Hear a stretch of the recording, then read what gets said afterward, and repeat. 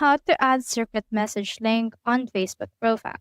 So let's head over first right here to our profile or to our three lines and click on our name in order to see in here our profile.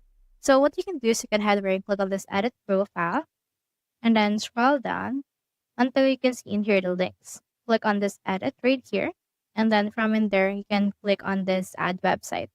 Before we add in here the link, we need to create an account first in the secret message. Head over right here to your Google Chrome and search in here for NGL. So in here you can see this NGL link, just click on that. And then in here you can see this. So what you can do in this case is you can head over and then sign in using right here your Apple, your iPhone, and then in here just head over and sign up in order to get your own pre-customized link to your liking. Once you have done that, you can head over and paste right here the website address of your link, and then this should be able to actually add this right here.